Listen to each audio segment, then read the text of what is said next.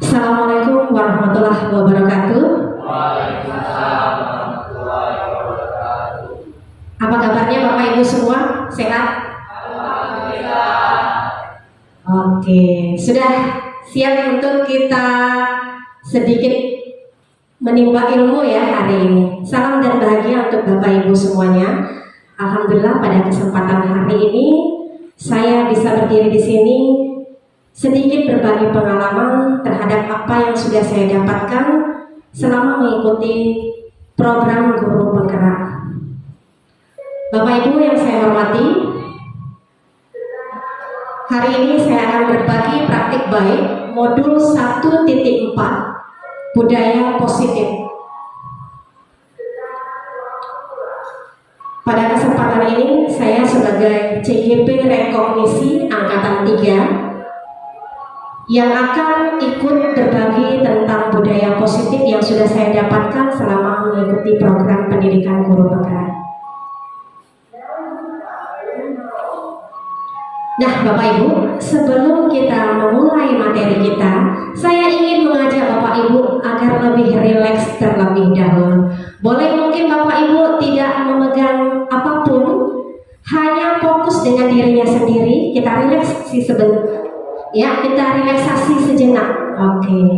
Bapak Ibu, tentunya selama kita menjadi guru pasti ada unek-unek, ada rasa kesal, ada emosi yang mungkin belum bisa diungkapkan. Mari kita merelaksasikan tubuh kita sejenak. Baik, kita mulai Bapak Ibu. Tarik nafas. Tahan. Hembuskan pelan-pelan. Tarik nafas, tahan, hembuskan pelan-pelan. Sekali lagi, tarik nafas, tahan, hembuskan pelan-pelan. Bapak Ibu, tenangkan hati dan pikiran. Arahkan semua perhatian untuk fokus belajar. Hadirkan rasa ingin tahu, syukur dan welas asih. Pada kesempatan ini ada pencapaian umum dalam kegiatan ini. Yang pertama, memahami konsep pendidikan menurut Ki Hajar Dewantara yang dihubungkan dengan konsep budaya dan lingkungan positif di sekolah yang berpihak pada murid. Kemudian yang kedua, melakukan evaluasi dan refleksi tentang praktik disiplin dalam pendidikan Indonesia secara umum untuk mendapatkan pemahaman baru mengenai konsep disiplin positif untuk menciptakan murid dengan profil pelajar Pancasila. Selanjutnya, memahami peran sebagai guru untuk membangun budaya positif dengan menerapkan konsep disiplin positif dalam berinteraksi dengan murid.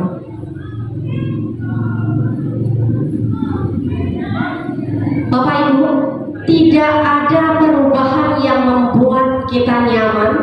Jika masih nyaman, artinya kita tidak berubah. Sehingga perubahan itu berasal dari diri kita, datang dari diri kita. Kita keluar dari zona nyaman, maka kita akan bisa menghasilkan perubahan yang positif.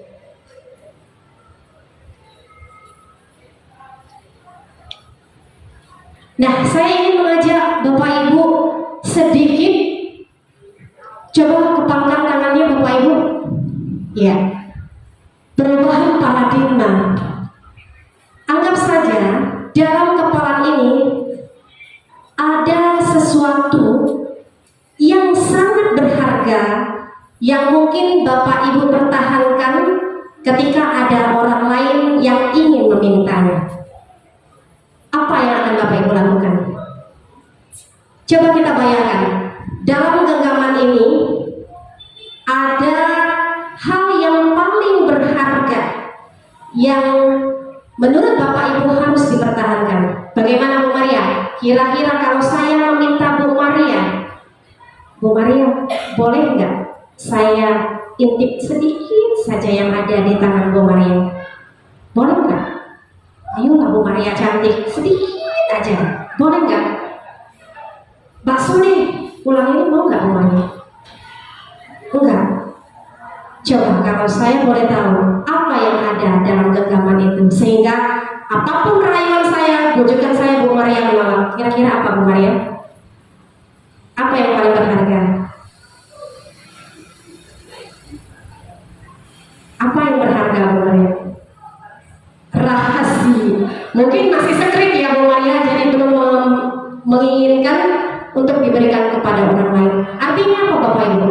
Yang bisa mengontrol diri kita adalah kita sendiri.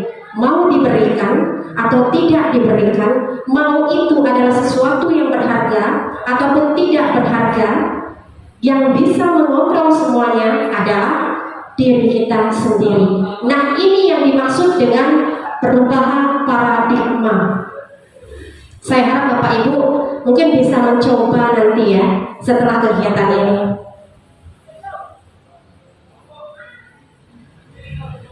Ya, Bapak Ibu, ini adalah tokoh pendidikan kita, Ki Hajar Dewantara. Merdeka. Merdeka itu artinya tidak hanya terlepas dari perintah, akan tetapi juga cakap buat memerintah diri sendiri. Kita ingin merdeka, begitu juga dengan anak didik kita. Kenapa? Memberikan kebebasan kepada anak murid sesuai dengan filosofi Ki Hajar Dewantara, bahwa anak itu terlahir dengan keunikannya masing-masing. Mereka terlahir sesuai dengan kodrat alam dan kodrat zamannya. Kita sebagai guru tidak bisa mengubah murid kita sesuai dengan apa yang kita inginkan. Seperti kita ketahui Bapak Ibu, kalau petani menanam padi, maka tidak akan mungkin hasilnya tumbuh jagung. Pasti akan tetap menjadi padi. Nah, begitu juga kita sebagai seorang guru. Bagaimana anak murid kita bisa menjadi insan yang berguna?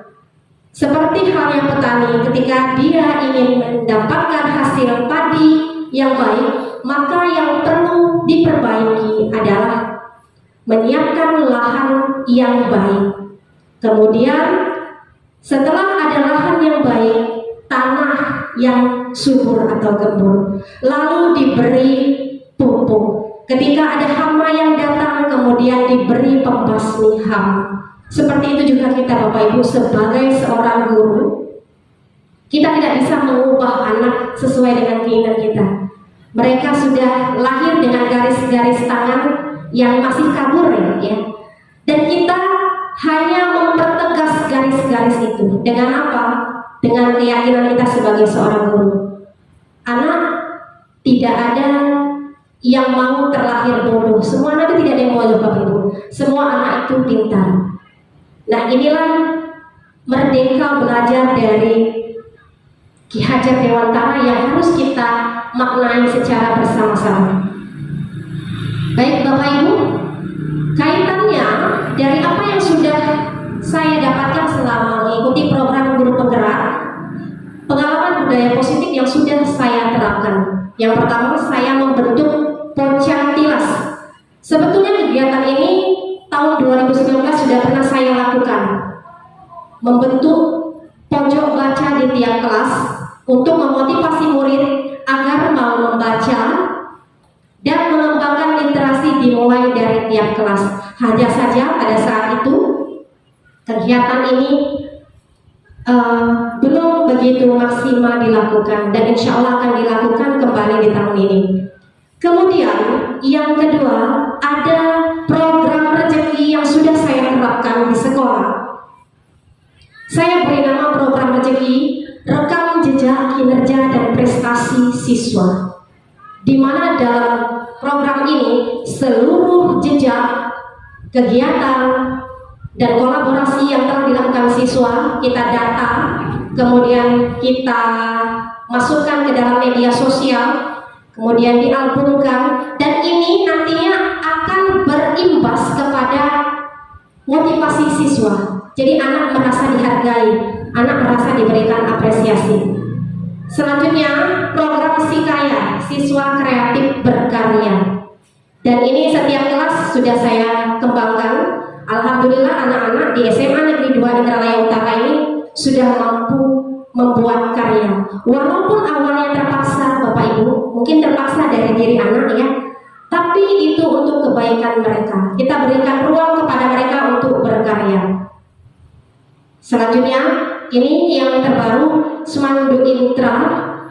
Sanggar Seni Semandu Intra terdiri dari seni tari, seni musik, dan seni teater. Program ini saya kembangkan untuk mewadahi seluruh potensi anak murid di bidang kesenian yang saya ampu. Ada 3 cabang yang dibuka, seni tari, seni musik, dan seni teater.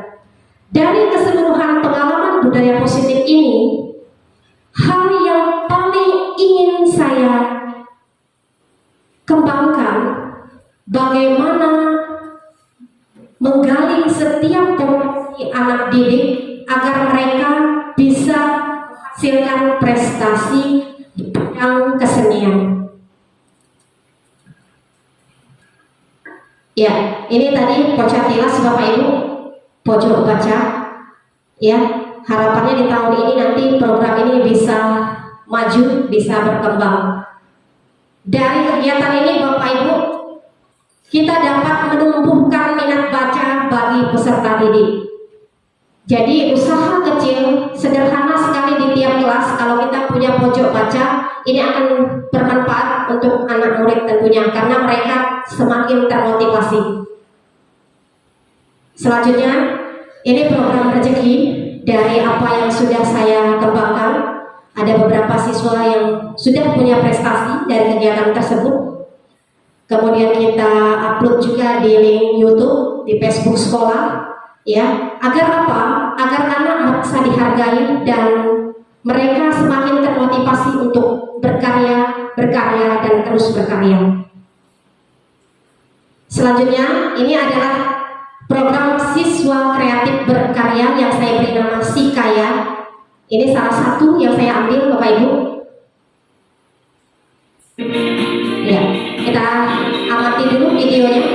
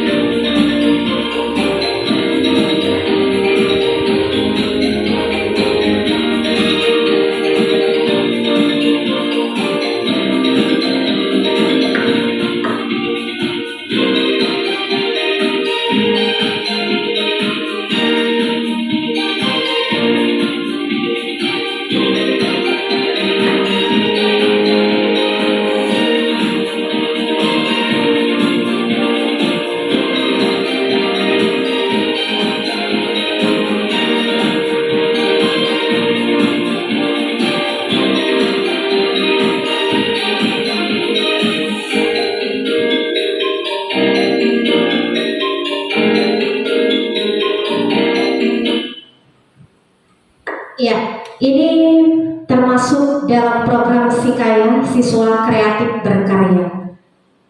Selanjutnya, program yang sudah saya kembangkan yaitu Smandu Intra. Smandu Intra ini adalah Smandu Intra Seni, yang artinya Sanggar Seni dari SMA Negeri 2 Indralaya Utara. Ini yang saya tampilkan adalah kegiatan kelas seni tari.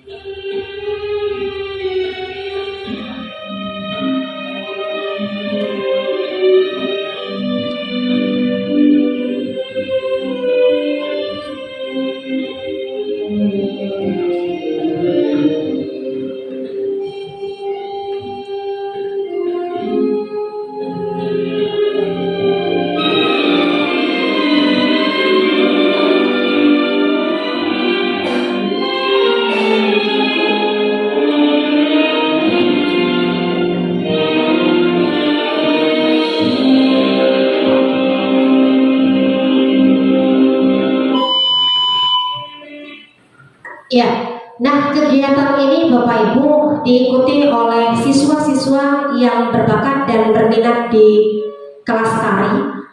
Ini akan memacu dan memotivasi siswa yang memiliki bakat untuk terus mengeksplor kreativitas dan kemampuannya. Selanjutnya, ini kelas seni teater.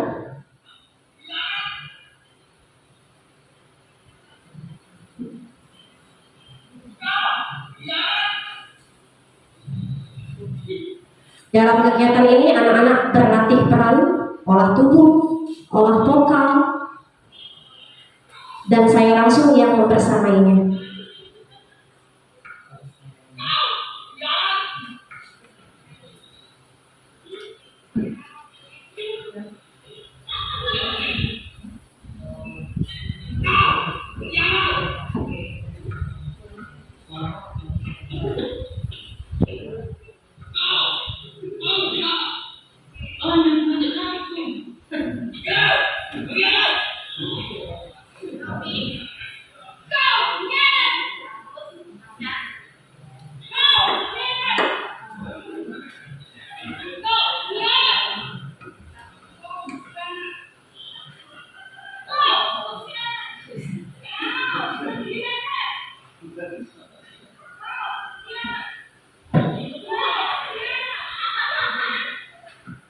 Ya, Bapak Ibu, dalam kegiatan seni teater ini, anak-anak dilatih fokusnya mulai dari olah tubuh, olah vokal, dan ekspresi.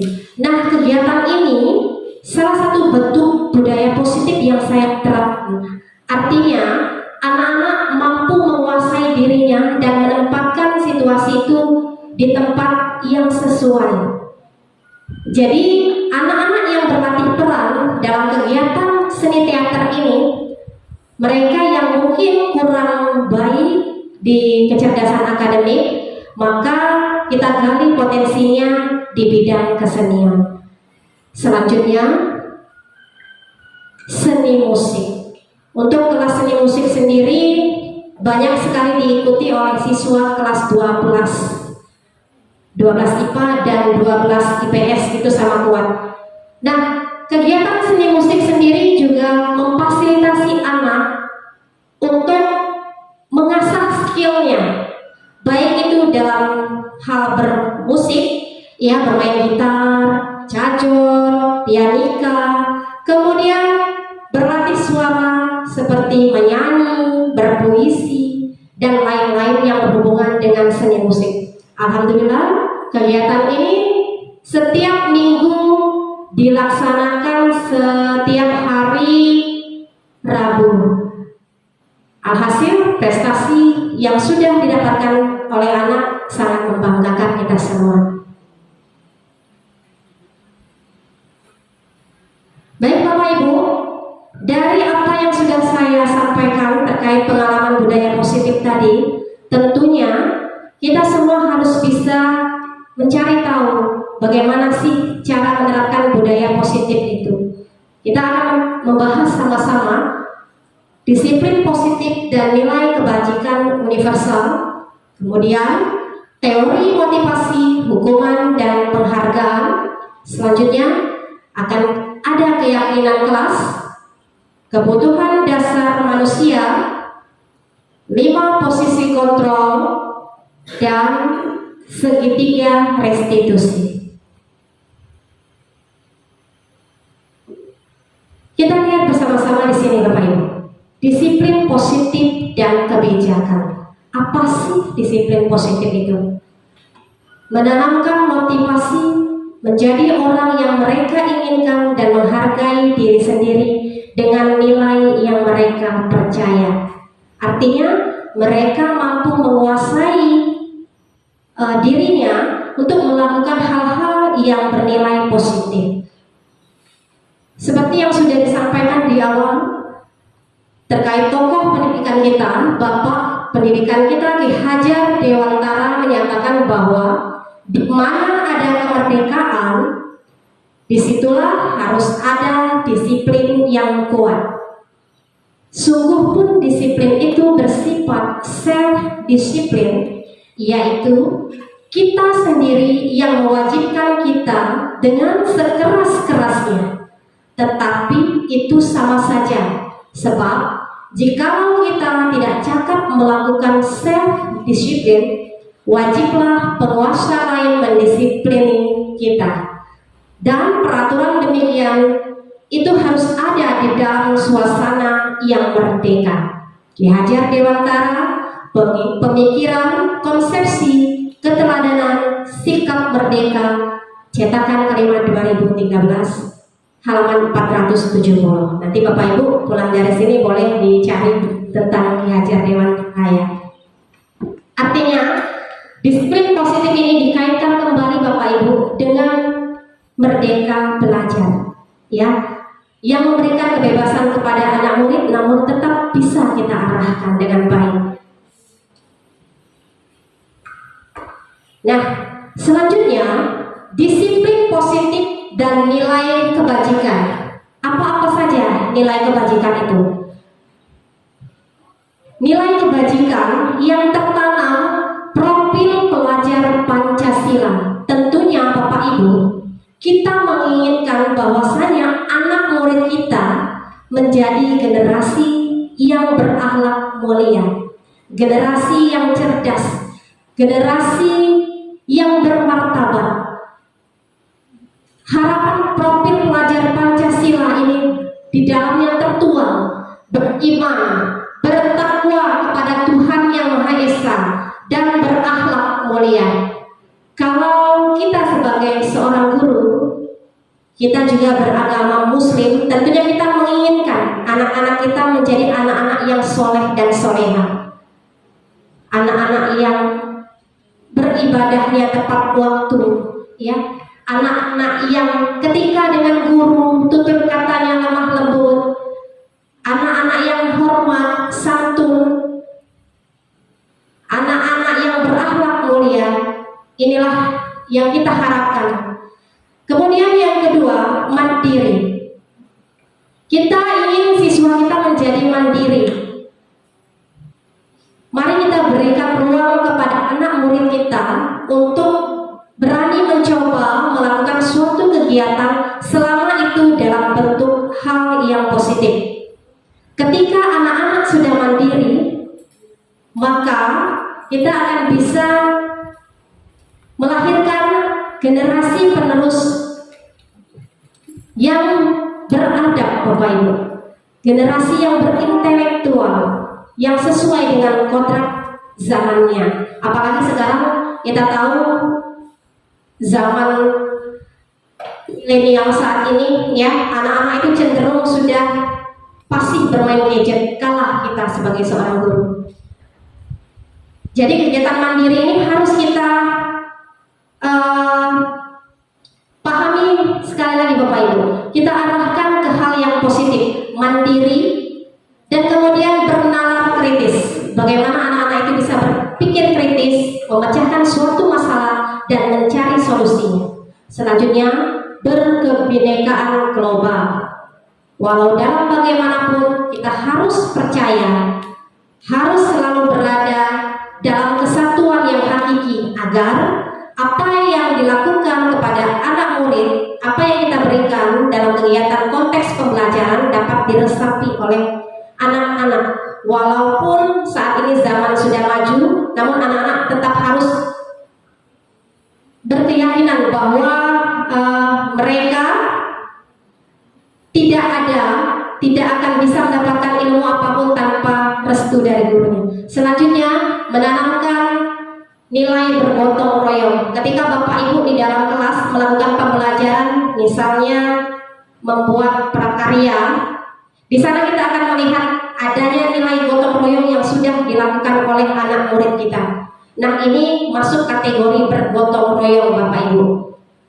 Kalau mereka sedang praktikum di lab kimia, ya Bu Maria? Iya, Bu Maria ngantuk? Oh enggak, senyumnya manis sekali. Bergotong royong misalnya dalam praktik kimia, kira-kira apa namanya Bu? Praktik kimia. Kalau di mapel kimia ada praktik apa? Membuat apa?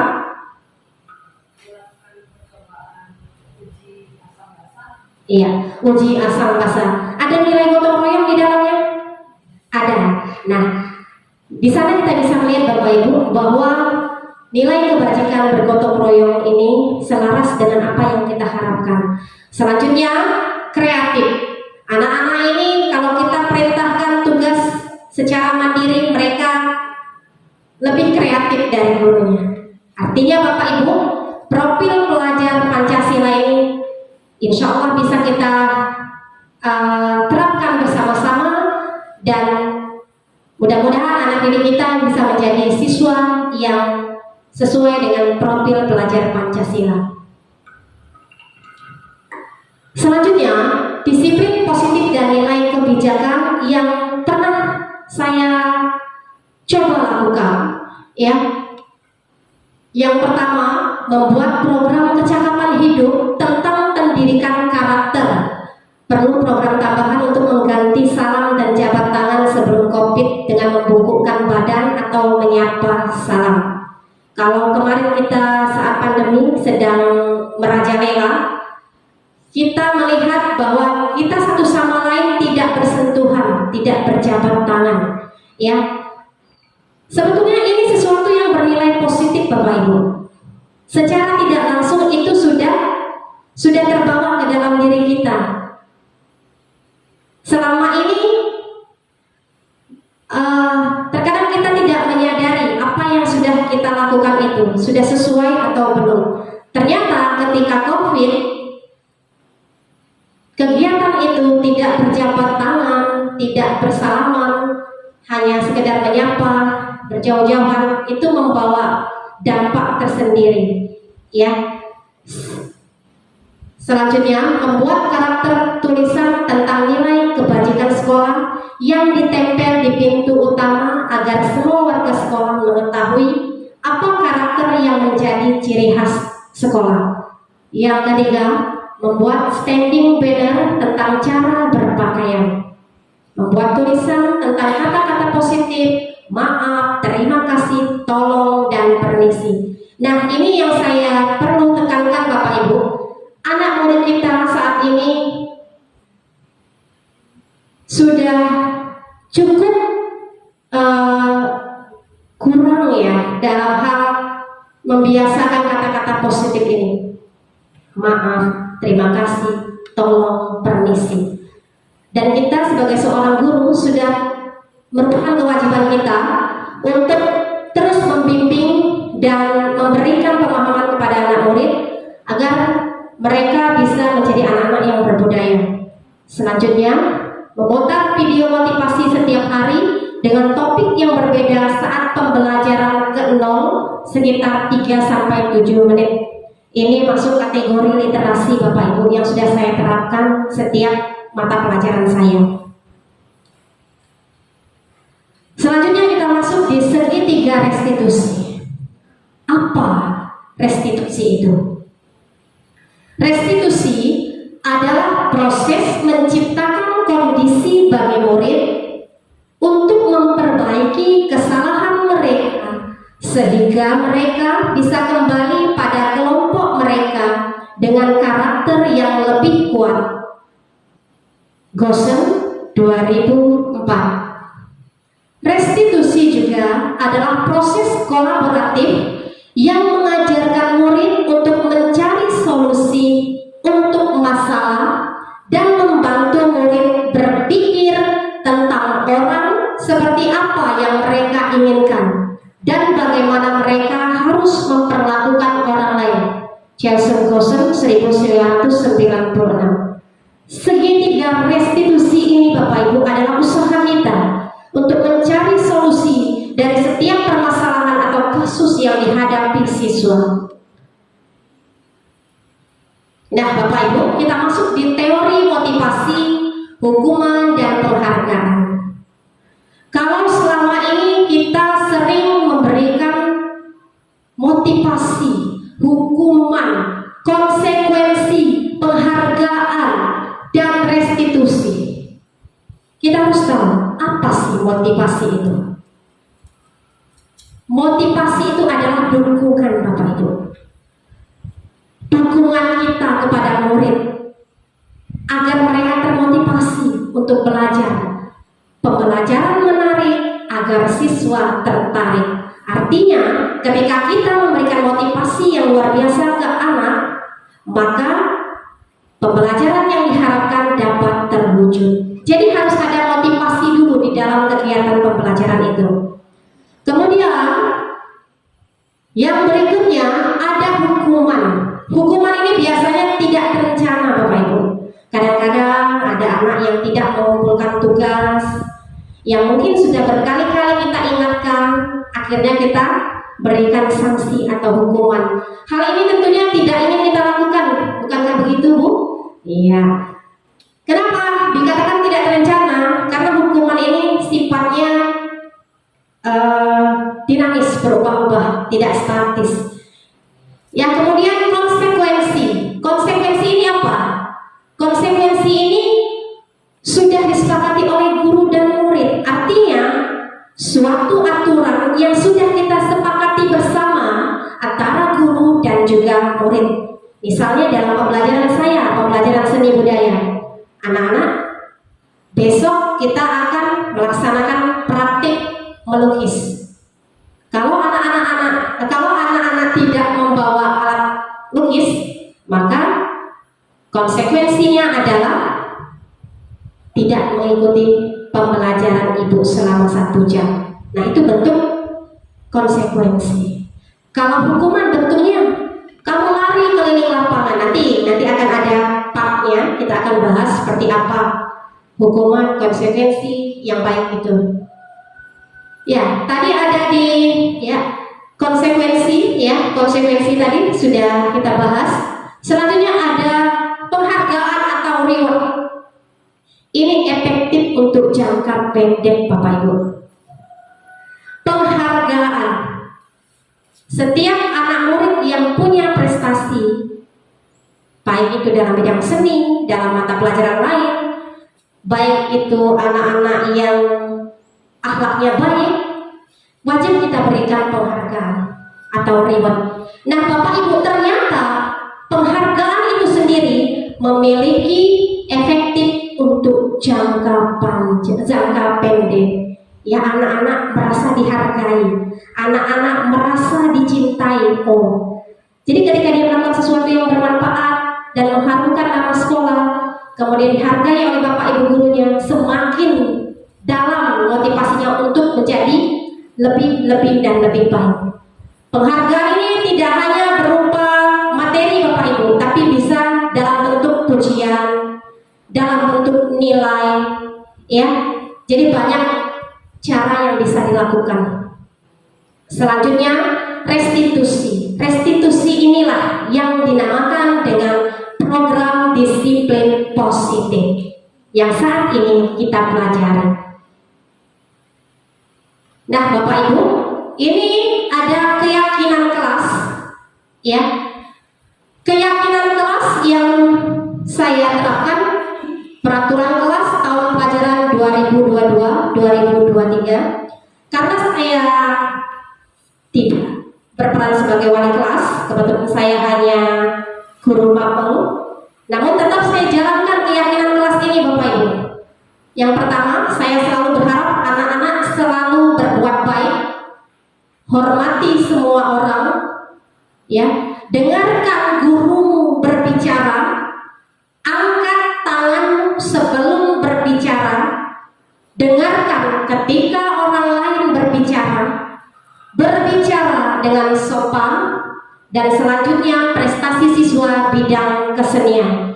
Dari keyakinan kelas ini, sebagai seorang guru saya menginginkan anak-anak meyakini dan betul-betul menerapkan apa yang sudah kami sepakati secara sama-sama. Sehingga sebagai seorang guru mata pelajaran dan juga sebagai pembina ekstrakurikuler, saya, kalau ini sudah diterapkan, saya bisa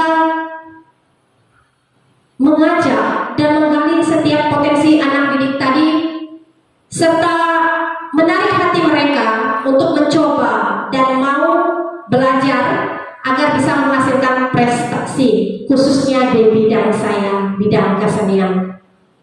Nah, karakter yang diinginkan kemudian ditempel di atas papan kelas. Biasanya saya berikan anak-anak itu sticky note, kemudian ditempel itu pada jam pelajaran dimulai dan bisa didokumentasikan, ya, karena saya lebih karena bukan wali kelas begitu, lebih ke pembimbing. Jadi apa yang sudah ditempel itu biasanya saya dokumentasikan, saya simpan baik dalam bentuk foto ataupun dalam bentuk video agar ketika dibutuhkan bisa kami lihat kembali keyakinan kelas yang sudah kami sepakati bersama. Dari karakter itu ada jujur, disiplin, tanggung jawab, toleransi, gotong royong, santun, dan percaya diri. Ini harapan yang diinginkan dari setiap pribadi siswa. Selanjutnya, Bapak Ibu, kebutuhan dasar manusia. Nah, tentunya kita sebagai manusia biasa punya kebutuhan yang sangat mendasar. Begitu juga dengan anak murid kita. Mereka punya kebutuhan dasar. Yang pertama, kebutuhan bertahan hidup atau fisiologis. Kita tahu Bapak Ibu bahwa anak didik kita berlatar belakang yang berbeda-beda. Bagaimana mereka bertahan dalam hidupnya, bagaimana cara mereka bertahan untuk mengikuti kegiatan pembelajaran di sekolah, walaupun dengan problem yang berbeda-beda di rumah mungkin, ya, karena tidak semua anak itu keluarganya, lingkungan keluarganya positif, Bapak Ibu. Ada mungkin anak didik kita yang berasal dari keluarga yang broken dan lain-lain.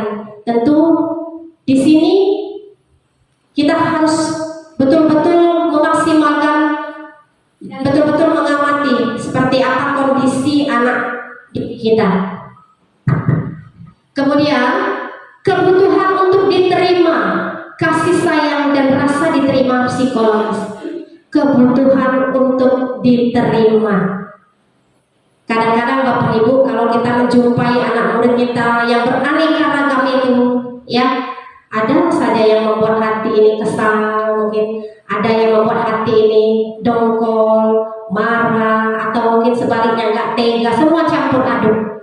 Tapi yakinlah Bapak Ibu, mereka hanya memikirkan bagaimana mereka mendapatkan kasih sayang dari kita sebagai orang tua penggantinya. Mereka ingin diterima. Artinya apa Bapak Ibu? Walaupun anak itu tidak cakap di pelajaran kita, tidak mahir di bidang kita, tapi mungkin dia mahir di bidang mata pelajaran lain, di kegiatan lain, dan mereka tetap harus kita terima dengan baik, harus kita berikan perhatian.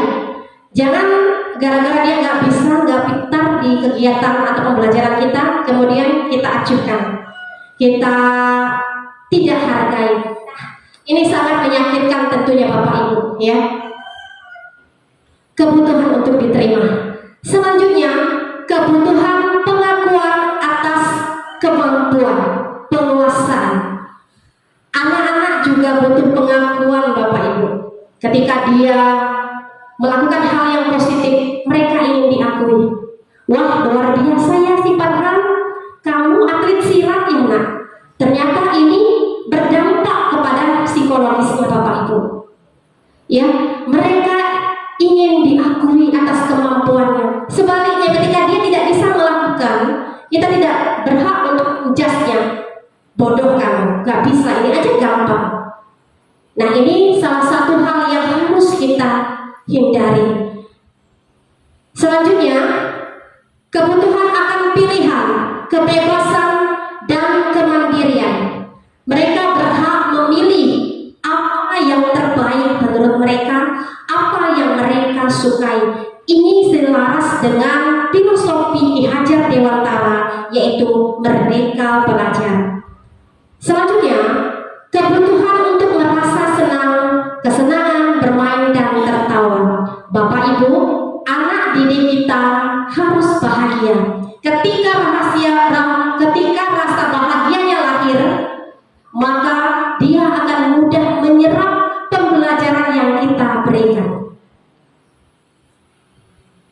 Oke Bapak Ibu, dari kebutuhan dasar tadi kita masuk ke 5 posisi kontrol. Ada penghukum.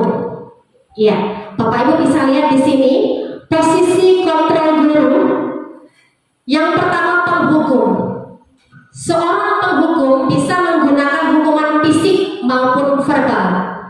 Kalau hukuman fisik, kita lihat misalnya anak-anak terlambat, kemudian dihukum lari keliling lapangan.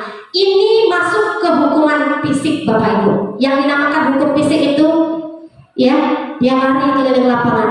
Selanjutnya, hukum verbal seperti apa? Dengan kata-kata. Ternyata kalau kita marah, kata-kata yang keluar dari mulut kita ini sangat beracun dan berbisa Bapak Ibu. Bisa mematikan. Jadi bukan ular saja yang berbisa, tapi kata-kata juga berbisa. Misal dia terlambat, kamu ini terlambat terus, dasar pemalas. Nah, itu sudah sangat berbisa, ya. Oke, yang kedua, pembuat merasa bersalah. Pada posisi ini biasanya guru akan bersuara lebih lembut, ya, seolah-olah anak itu yang terpojok nantinya. Nanti kita akan lihat videonya, ya. Selanjutnya, 5 posisi kontrol sebagai teman. Guru pada posisi ini tidak akan menyakiti murid, namun akan tetap berupaya mengontrol murid melalui persuasi. Ya, selanjutnya yang keempat, posisi sebagai pemantau. Pemantau artinya memonitor, berarti mengawasi. Dan yang selanjutnya adalah posisi manajer.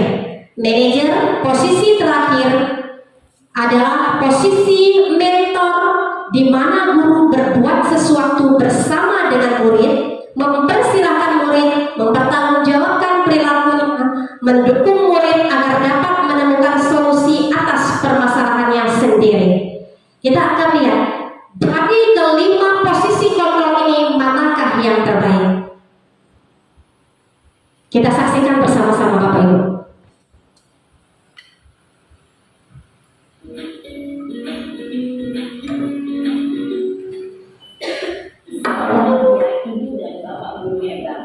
Dalam menerapkan disiplin positif restitusi, salah satu program yang dikembangkan adalah 5 posisi kontrol.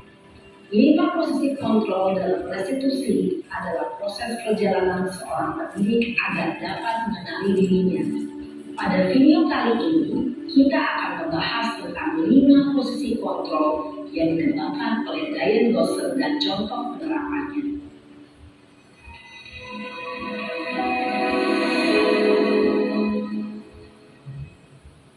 Lima posisi kontrol itu adalah 1. Posisi penghukum. 2. posisi pembuat merasa bersalah. 3. Posisi teman. 4. Posisi pemantau atau monitor. Dan 5. Posisi manajer. Untuk lebih memahami kelima posisi tersebut, mari kita saksikan kasus Naren yang terlambat hadir 20 menit di sekolah dan melihat bagaimana kelima posisi kontrol dalam menghadapi masalah tersebut.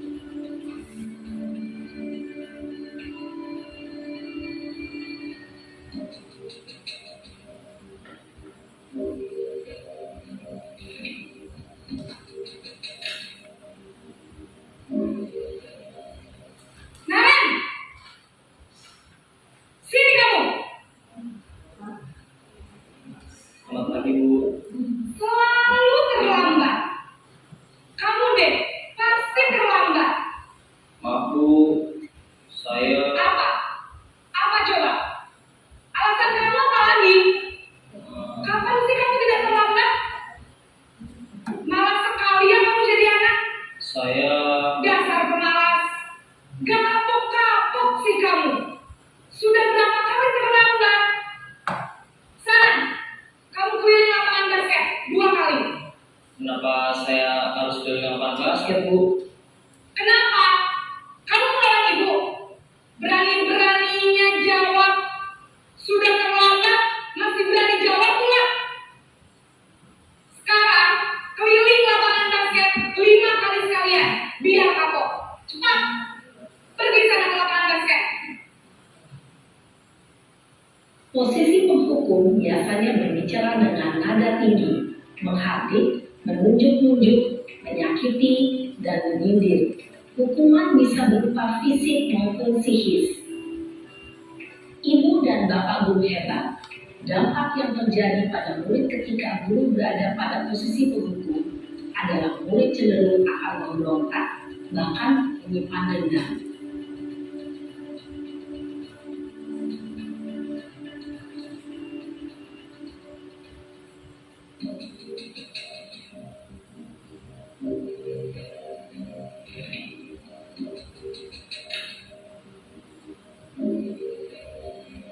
Naren!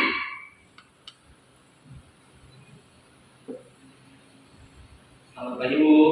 Naren. Kamu kenapa terlambat lagi, nak? Ya Tuhan, Naren. Kamu senang ya bikin ibu susah ya? Kalau kamu terlambat lagi, nanti ibu yang ditegur bapak kepala sekolah, nak. Disangka ibu tidak bisa membina kamu. Duh, gimana ini? Maaf, Bu. Duh, Gusti Naren. Kamu suka ya kalau ibu tegur bapak kepala sekolah? Terus, sekarang ibu harus tulis apa ini di buku absen? Ini kamu sudah sering terlambat loh. Ibu harus apa coba? Maaf, Bu. Maaf sekali. Ya sudah, lain kali jangan bikin ibu susah lagi anak ya. Ibu tidak akan kuat lagi kalau kamu begini terus. Bisa jantungan kalau ibu tegur bapak kepala sekolah.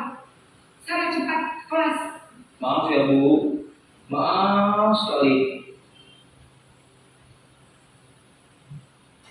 Posisi pembuat rasa bersalah berbicara dengan nada tenang, cenderung lembut, namun kata-kata yang diutarakan membuat murid merasa menjadi orang yang gagal, memandang buruk dirinya sendiri, merasa tidak berharga, dan tidak sanggup membahagiakan orang lain.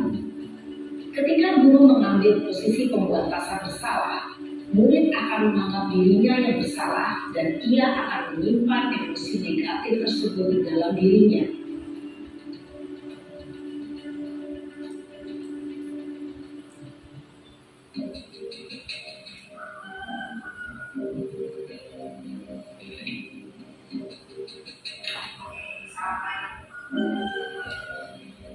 Naren!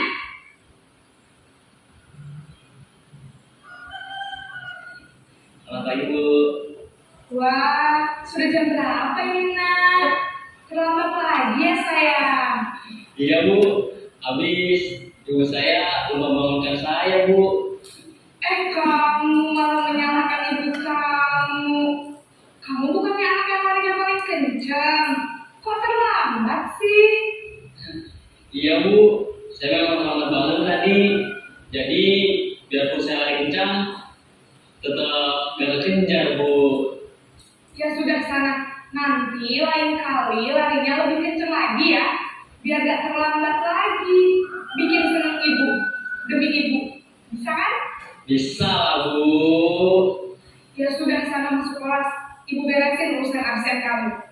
Kamu ini ada-ada saja.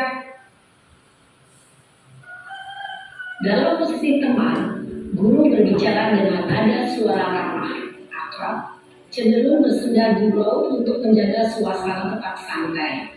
Murid akan merasa senang, aman, dan akrab dengan guru. Identitas yang tercipta adalah identitas sukses atau berhasil. Namun, perlu diingat, karena ini masih dorongan eksternal, maka ada faktor ketergantungan dari murid kepada orang tertentu.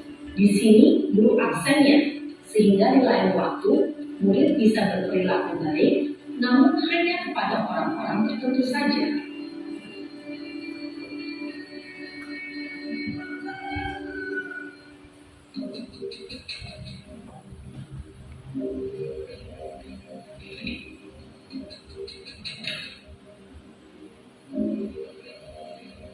Naren!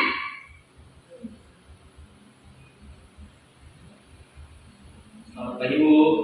Naren, apa peraturan sekolah kita tentang jam berapa kita harus masuk sekolah, Nak? Kita harus di sekolah jam 7 Bu. Iya betul, sekarang sudah jam 7.20. Naren sudah tahu konsekuensinya jika terlambat hadir.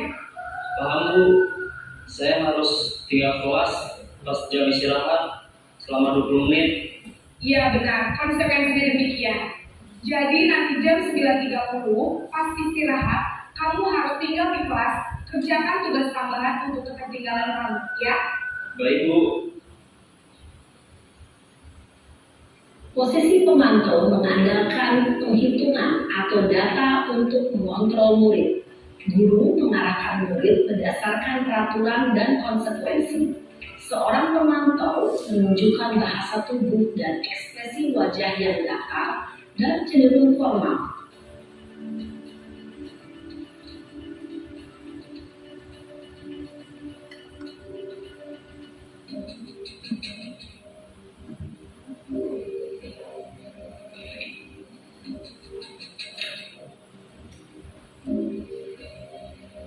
Naren!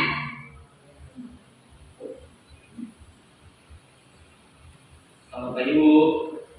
Selamat pagi Naren. Maaf Bu, saya terlambat. Iya, sekolah masuknya jam 7, sekarang sudah jam 7.20. Jadi sekarang bagaimana ini Naren? Maaf Bu, saya lupa alarm saya semalam. Baiklah, menurut kamu, keyakinan sekolah yang mana yang perlu kamu tingkatkan? Menghargai diri sendiri dan orang lain mungkin ya Bu. Setuju. Jadi, apakah Naren meyakini prinsip saling menghormati tersebut? Iya Bu, saya meyakininya. Apakah Naren bersedia memperbaiki masalah keterlambatan ini? Bersedia Bu. Bagaimana kamu akan memperbaiki masalah keterlambatan ini? Saya akan coba untuk tidak lupa menyetel alarm saya Bu. Baik, kalau Naren lupa menyetel alarm di rumah, ada orang yang kira-kira bisa bantu mengingatkan tidak? Ada Bu, kakak saya, Kak Emma. Ada lagi selain Kak Emma? Selain Kak Emma, ada ibu saya. Baik, jadi yang mengingatkan Naren adalah Kak Emma dan ibu kamu ya? Kira-kira akan mulai set alarm kapan nih Naren? Setelah pulang sekolah, akan segera saya lakukan. Baik, jadi Naren akan setel alarm untuk bangun besok pagi dan akan diingatkan oleh kakak dan ibu dan Naren ya. Ada lagi yang mungkin perlu dilakukan Naren agar tidak terlambat bangun lagi. Tidak ada Bu. Baik Naren, terima kasih untuk kerjasama kamu. Sekarang kamu perlu kembali ke kelas untuk belajar. Baik Bu, terima kasih. Posisi manajer adalah posisi kontrol yang disarankan untuk membimbing murid memiliki sikap disiplin yang positif, yaitu murid yang mandiri, bertanggung jawab, dan dapat memecahkan masalah. Tujuan dari posisi ini adalah agar murid dapat berefleksi atas tindakannya. Guru akan dengan tulus memberikan pertanyaan-pertanyaan bermakna, sehingga membuat murid dapat belajar dari kesalahannya dan mencari sebuah solusi untuk menyelesaikannya. Ibu dan Bapak guru hebat, setelah mengamati adegan 5 posisi kontrol tadi, kira-kira posisi mana yang paling ideal? Posisi mana yang dapat menunjang motivasi intrinsik murid? Ya, tentu posisi manajer. Posisi ini memang posisi ideal yang ingin dituju setiap murid. Pada posisi inilah, guru dapat menerapkan disiplin positif yang berpihak pada murid, yang memerdekakan murid. Perjalanan seorang pendidik tentunya tidak mudah untuk sampai pada posisi seorang manajer. Namun, tujuan kita pasti, yaitu menciptakan murid-murid yang mandiri, merdeka, dan bertanggung jawab. Semoga penggambaran 5 posisi kontrol yang telah diperlihatkan ini dapat menjadi ajang refleksi bagi kita semua, agar dapat terus mengasah dan menerapkan disiplin positif yang memerdekakan murid. Mari terus berlatih dan bersemangat. Selamat menerapkan. Salam dan bahagia, Ibu dan Bapak guru hebat.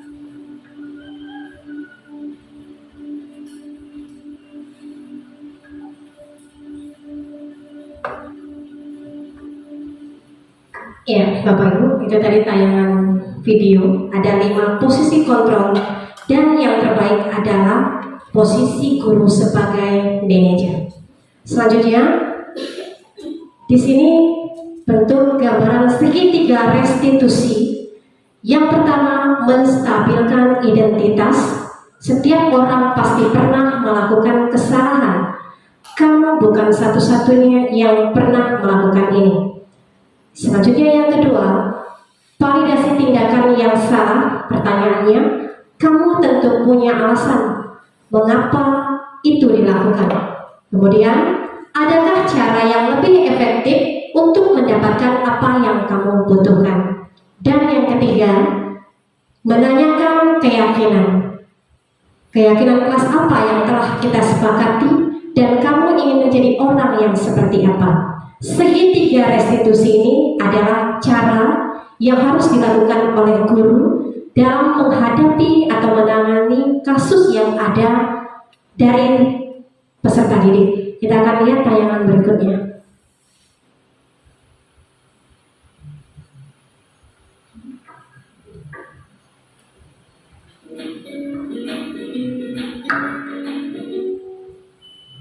Salam dan bahagia, Ibu dan Bapak guru hebat. Pada video kali ini, kita akan membahas tentang salah satu program disiplin positif yang diterapkan di lingkungan sekolah yang dikenal dengan nama restitusi.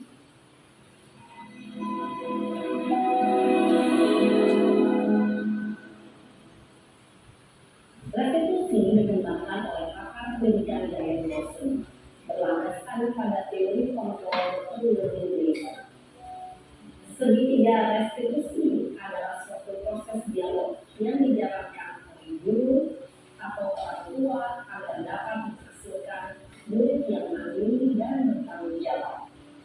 Pada saat guru di posisi manajer, aspek yang dikembangkan pada murid adalah motivasi intrinsik, sehingga penanaman nilai-nilai kebajikan dapat tumbuh dan berkembang menjadi suatu kebiasaan positif yang akhirnya membentuk karakter murid. Proses dialog ini terdiri dari 3 langkah yang digambarkan pada 3 sisi pada segitiga restitusi. Sisi pertama adalah menstabilkan identitas. Sisi yang kedua adalah validasi tindakan yang salah. Dan sisi yang ketiga adalah menanyakan keyakinan. Ibu dan Bapak guru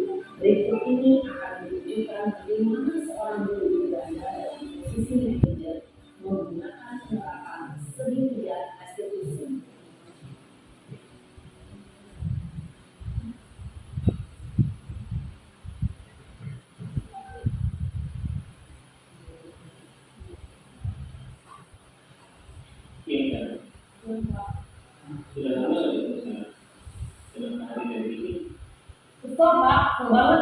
Masa aku dikatain tukang fitnah, Pak? Ya aku marah lah. Aku balik katain mereka di depan kelas. Kesel banget. Oh begitu. Ya pasti kamu merasa besar. Bapak juga akan marah apabila ada yang berubah seperti itu. Kemudian pada saat itu kamu melakukan apa? Ya saya langsung ngatain mereka lah, Pak. Kesel banget. Saya bentak-bentak dia di depan teman lain. Oh begitu. Pasti kamu melakukan seperti itu karena suatu alasan tertentu kan? Iyalah, saya diam saja, Pak. Ya saya bela diri lah. Aku saya jadi tukang fitnah. Ya wajarlah. Mempertahankan harga diri itu sesuatu yang penting buat kamu. Beruntung kamu tidak berpindah sebagai gambar lagi. Hanya yang bertanggung. Iya, Pak. Untung saya masih bersabar dan hanya membentak saja.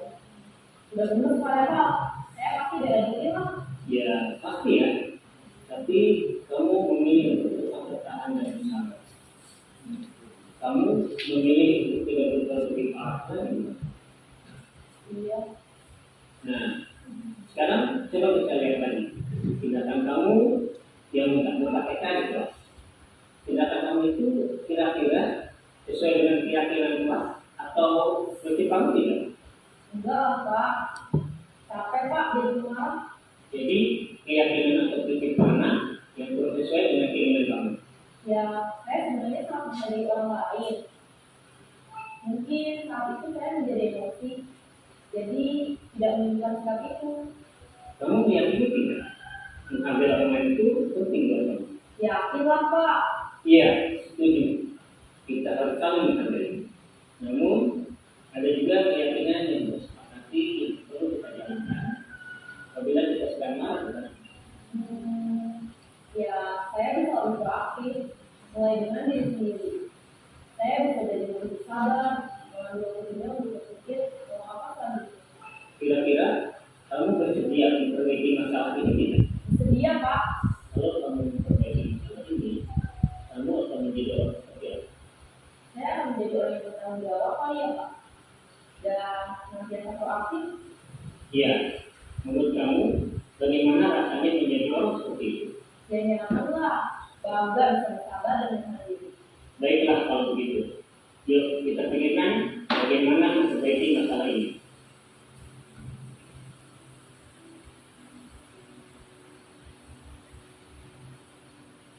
Ibu dan Bapak guru hebat. Baru saja kita menyaksikan contoh bagaimana seorang guru berada dalam posisi manajer menggunakan penerapan segitiga restitusi. Mari kita bahas satu persatu. Pada sisi pertama, menstabilkan identitas berdasarkan pada prinsip bahwa membuat kesalahan adalah bagian dari proses pembelajaran. Sisi pertama dari segitiga ini berperan menggeser identitas murid dari identitas gagal ke identitas sukses. Murid yang sedang bertingkah laku yang tidak pantas atau menarik diri saat itu sedang mengalami identitas gagal. Bila kita mengkritiknya, maka posisinya tidak akan berubah. Kita bisa mengajukan pernyataan-pernyataan ini. 1. Membuat kesalahan sesuatu yang wajar. 2. Manusia tidak ada yang sempurna. 3. Kita bisa memperbaiki masalah ini. 4. Saya tidak menanyakan kesalahannya. Saya lebih fokus bagaimana memperbaiki masalah ini. 5. Apakah saat ini kamu telah menjadi orang yang baik untuk dirimu sendiri? Pada sisi kedua, validasi tindakan yang salah berlandaskan pada prinsip bahwa setiap perilaku berupaya memenuhi suatu kebutuhan tertentu. Guru yang telah memahami teori Monroe akan bergeser dari pemikiran stimulus respon menjadi proaktif dan mencoba untuk mengenali tujuan dari perilaku murid, mengenali dan mengakui kebutuhan murid ini dapat memperbaiki hubungan dengan murid. Pernyataan atau pertanyaan bisa disampaikan dengan nada suara tidak menghakimi atau memojokkan, sehingga dapat mengembalikan murid pada posisi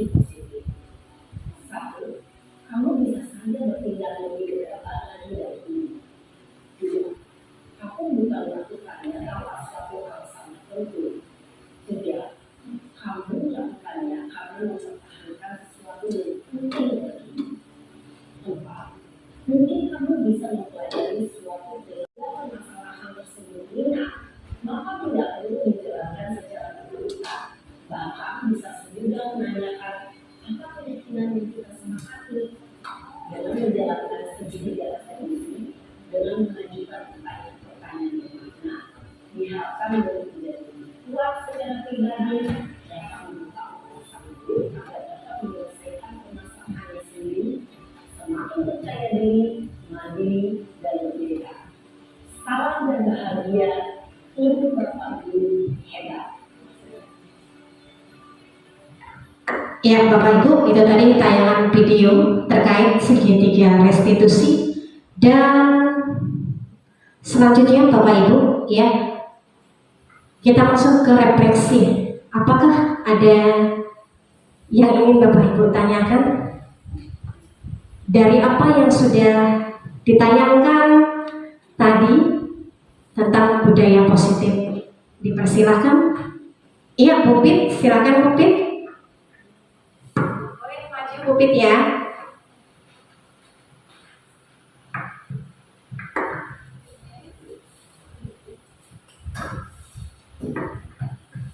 Terima kasih pada Ibu Cinta.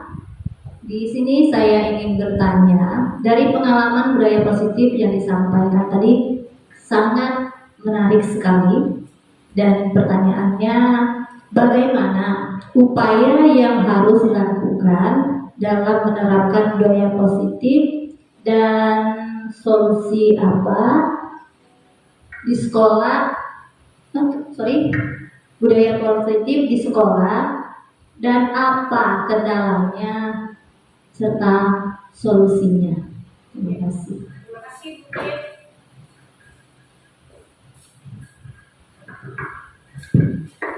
Baik, bagaimana upaya menerapkan budaya positif di sekolah? Yang pertama Bapak Ibu, yang harus kita lakukan yaitu kita punya ide yang harus kita tuangkan untuk sekolah kita agar berdampak positif dan maju.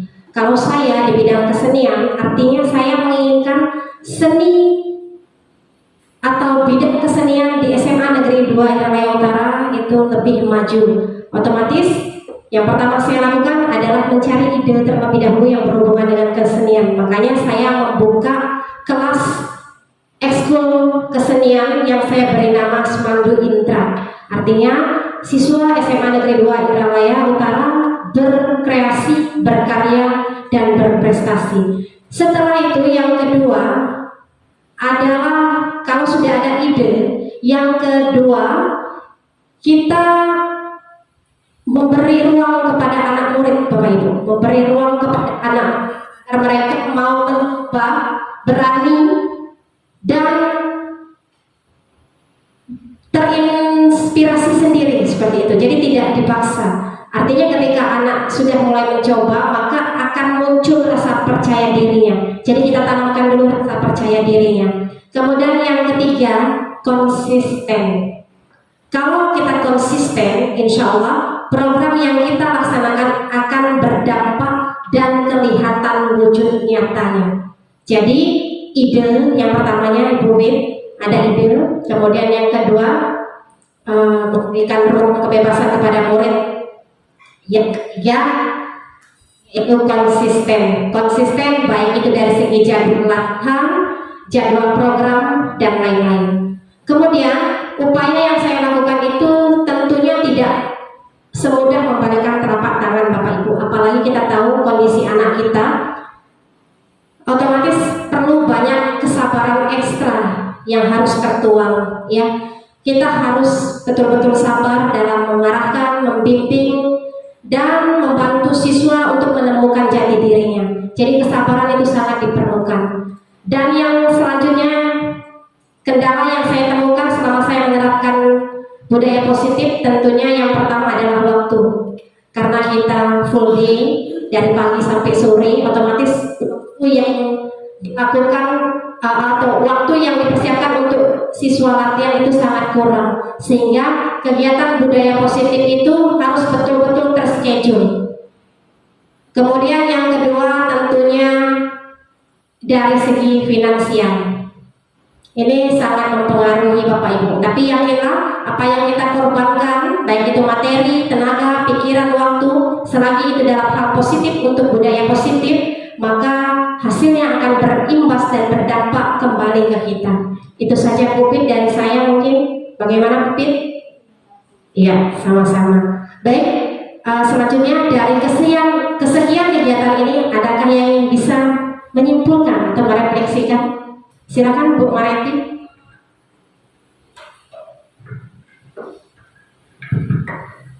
Baik, terima kasih Bu Cinta atas kesempatan terkait sosialisasi budaya politik positif yang sudah dijelaskan oleh Bu Pitra Cinta Firna tadi.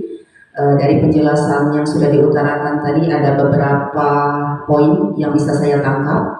Yang pertama mengenai konsep Merdeka Belajar dari Bapak Ki Hajar Dewantara, bahwa peserta didik diberikan ruang yang seluas-luasnya untuk bisa mengeksplor diri, menggali potensi diri, dan mengembangkan keterampilan dalam belajar sesuai dengan konsep Merdeka Belajar. Kemudian penjelasan yang kedua yang bisa saya cerna tadi bahwa 5 posisi kontrol tadi sudah dijelaskan bahwa posisi yang pertama yaitu sebagai penghukum, yang kedua sebagai pembuat merasa bersalah, kemudian yang ketiga sebagai teman, yang keempat sebagai pemantau, kemudian yang 5 sebagai manajer. Namun dari 5 posisi kontrol itu, posisi yang paling ideal dan paling terbaik adalah sebagai posisi manajer. Karena di sana guru sebagai manajer, kemudian guru sebagai pamong, guru memberikan pengarahan, bimbingan, memberikan solusi yang terbaik ketika ada permasalahan yang terjadi pada peserta didik. Kemudian yang ketiga yang saya tangkap tadi adalah penjelasan segitiga restitusi, di mana bahwa ada 3 tahapan dari segitiga restitusi itu sendiri, yaitu yang pertama menstabilkan identitas, kemudian yang kedua validasi tindakan yang salah, dan yang ketiga adalah menanyakan keyakinan.